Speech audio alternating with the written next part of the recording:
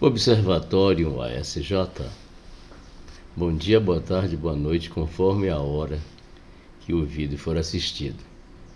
E abusando mais uma vez da gentileza dos ouvidos, o tema abordado, que foi postado no blog Cadernos Aurelino de Souza Santos, Observatório ASJ, é a carga tributária difusa e a competitividade no mercado exterior, no comércio exterior. O que será isso, essa carga tributária difusa? Como todos sabemos, a exportação ela é totalmente desonerada, seja de produtos primários, produtos semi-elaborados ou produtos industrializados. No entanto, existe uma fase anterior à exportação que não é alcançada por essa desoneração, que basicamente atinge aqueles tributos que são ressarcíveis por meio do sistema débito-crédito, que são chamados não cumulativos ou tributos sobre o valor agregado, ou imposto sobre o valor agregado, IVA. Sim, nosso ICMS é parcialmente um IVA, também o IPI é um IVA, e o PIS/COFINS tem uma parte IVA e outra não, uma parte cumulativa e outra não. Então, esses tributos todos, eles são oponíveis na sua conta gráfica fiscal e eles podem ser compensados com débitos. Claro, tem aquela questão dos acumulados, mas essa é uma questão bem específica. Mas existem os outros tributos que não são recuperáveis, mas que pesam na formação do preço, de exportação. Por exemplo, taxas diversas, o ISS, o IPTU da fábrica e aí por diante. Então vamos fazer uma leitura aqui do conteúdo que foi postado sobre esse tema, interessantíssimo para o comércio exterior. A carga tributária difusa e a competitividade no comércio exterior. Mundo do comércio exterior. Exportar é o que importa? Tributo e competitividade no comércio externo, um tema sempre na ordem do dia. Afinal, exportar importa mesmo? Notadamente nesses tempos em que nossa participação no comércio exterior determinará cada vez mais nossas chances de retomada de um crescimento seguro e socialmente mais justo. Precisamos alavancar nossa participação no comércio exterior realmente, que ela nunca conseguiu chegar a 2% da pauta mundial. Bem, continuando o texto, há uma expressiva carga tributária difusa, necessariamente não identificada, não ressarcível pelo sistema débito-crédito dos tributos não cumulativos, que incide na fase anterior à exportação e que, mesmo aparentemente invisível, impacta fortemente a estrutura e formação dos preços das mercadorias exportadas e, com isso, afeta significativamente a competitividade dos produtos brasileiros no mercado internacional, inclusive a dos manufaturados, eu diria principalmente a dos manufaturados, que são a melhor chance de saída da nossa forte dependência das commodities, que têm como características a parca geração de emprego e renda, em que pese sua inegável relevância para o superávit de nossa balança comercial. Crédito prêmio do IPI e saldos credores do antigo ICM. É que o crédito prêmio do IPI, extinto crédito prêmio do IPI, ele visava justamente ressarcir essa parte não recuperável da chamada não cumulatividade, mas que pesava e ainda pesa na formação dos nossos preços no comércio exterior e, com isso, nossas possibilidades de melhorar a competitividade de nossos produtos. Vamos lá. Crédito prêmio do IPI, saldos credores do antigo ICM. Uma das tentativas de mitigar o impacto dessa carga tributária difusa nas exportações foi o implemento do crédito prêmio do IPI, que ressarcia inclusive em espécie o valor correspondente em até 15% do valor FOB das exportações. Aqui cabe o Free On Board, ele não inclui nem o frete e nem o seguro no preço da exportação. Também incluía nessa recuperação os saldos credores do antigo ICM, Imposto sobre Circulação de Mercadoria, precursor do atual ICMS, ou eu poderia chamar de vovô do atual ICMS, né? Que, tal como hoje, também não eram pagos pelos estados. O problema é antigo, né? Notadamente, os preponderantemente exportadores, sob o argumento de que impactaria suas finanças. Ora, esse ressarcimento dos créditos do ICM ao exportador foi assumido pela União no ano de 1975 em diante, e por isso passou a ser determinado ou denominado de ICM transformado em IPI, configurando uma das medidas da política interna de fomento ao comércio exterior da administração federal da época, que foi por volta de 1975, 50% de ressarcimento desse impacto desses saldos credores, e depois passou para 100%, eu acho que já em 1977, até a extinção do crédito prêmio do IPI, que foi em 1983. Na política interna, né, do fomento ao comércio exterior, seguindo a leitura, que além de visar a captação de divisas cambiais, desafogava as finanças dos estados nas eventuais perdas pela desoneração tributária nas exportações. Isso é uma solução que vale até hoje. E, aliás, nesse momento dessa transição prevista para essa reforma tributária, em que esses saldos credores do antigo imposto, que será substituído pelo IBS, que é o Imposto sobre Bens e Serviços, esses saldos credores acumulados, eles vão ser oponíveis a débitos do novo tributo em 240 módicas parcelas, em exatamente 20 anos. Bem, a extinção do estímulo às exportações do crédito prêmio. O ressarcimento do IPI, como também era conhecido o crédito prêmio, foi extinto no início da década de 1980 em razão de fortes pressões internacionais e sob a acusação de configurar um subsídio financeiro. Prática essa que é vedada por todos os tratados internacionais de comércio.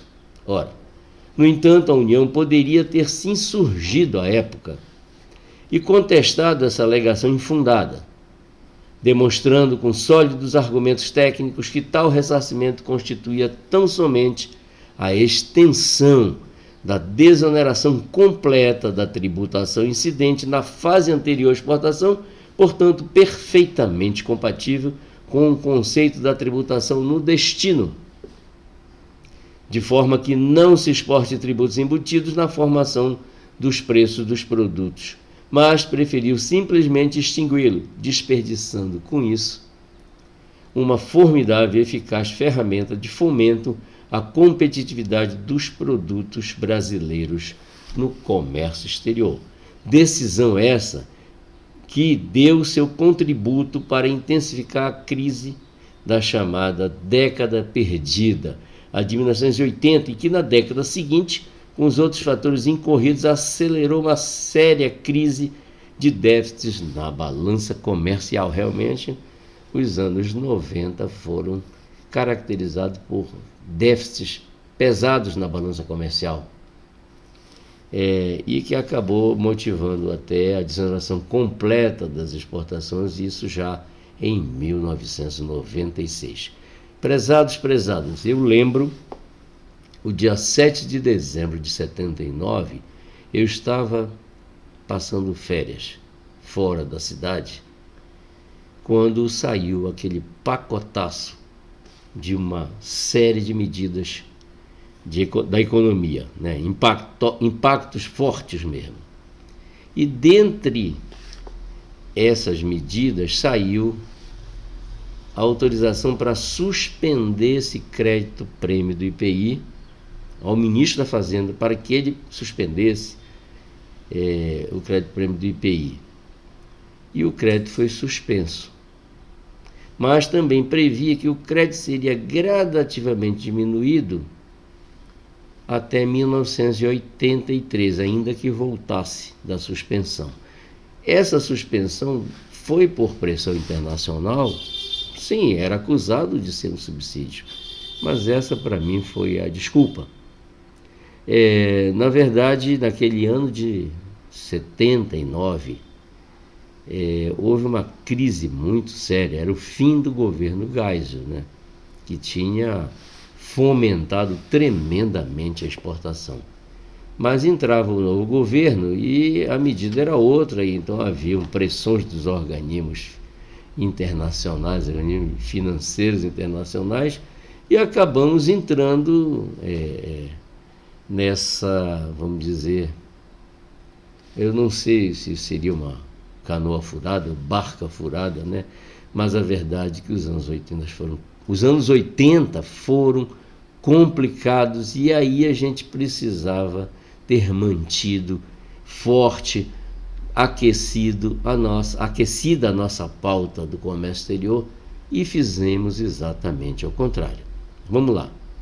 Recentemente surgiu um outro mecanismo chamado Reintegra, que eu posso dizer que é uma pálida imitação do antigo crédito prêmio, porque ele devolve, quer dizer, para os exportadores, a título de você fazer essa compensação desses impactos da fase anterior, em até 3%.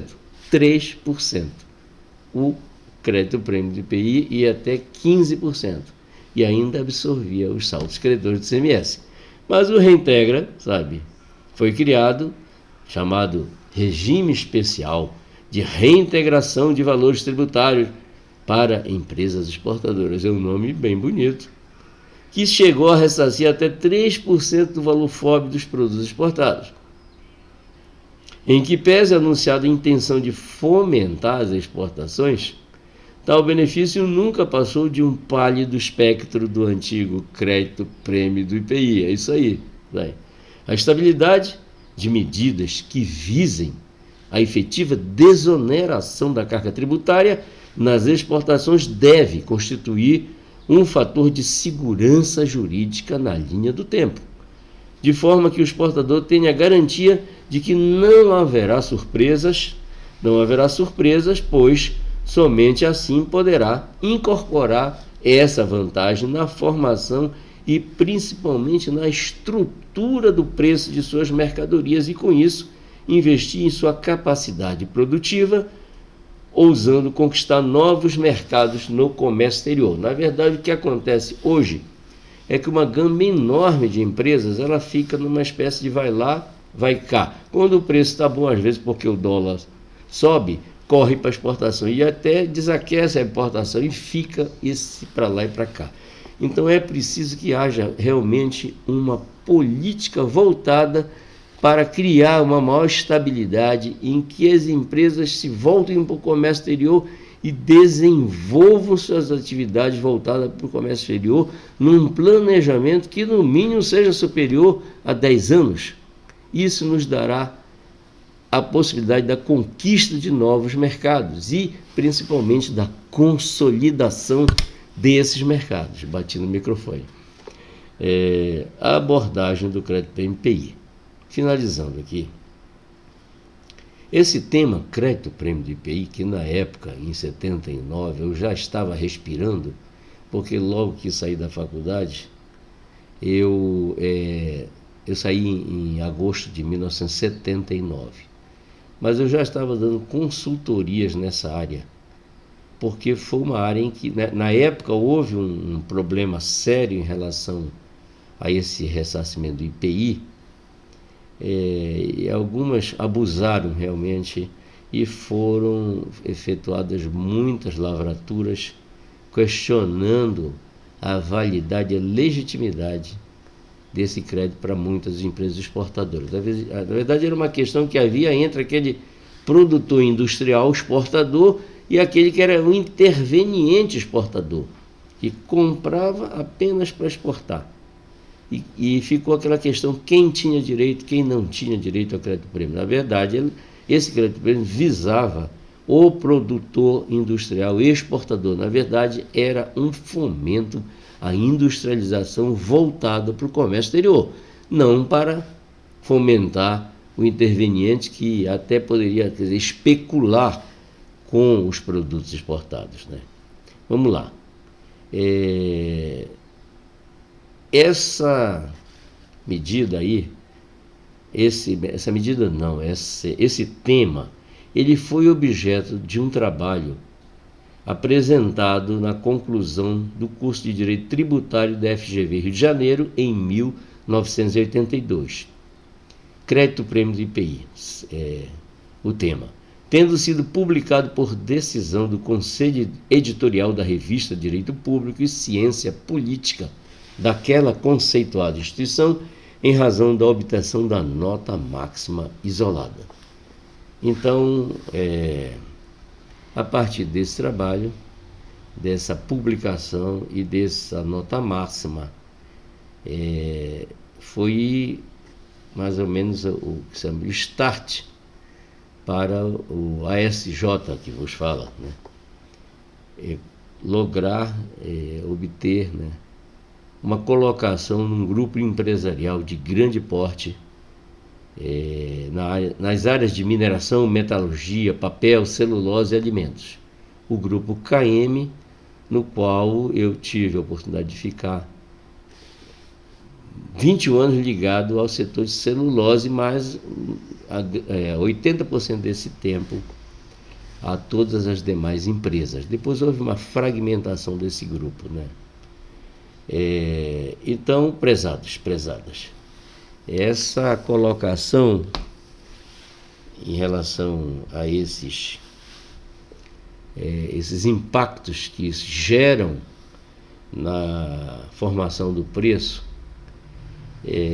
esses impactos estão na raiz das nossas limitações, das nossas de nossas melhores colocações na pauta de comércio exterior brasileiro, principalmente daqueles empreendedores de menor tamanho, de médio porte e pequenos, além, claro, de outras limitações na área logística, como, por exemplo, a possibilidade de os pequenos exportarem mediante o fracionamento da carga, contêineres compartilhados, porque se eles não conseguem encher um contêiner, eles não conseguem exportar.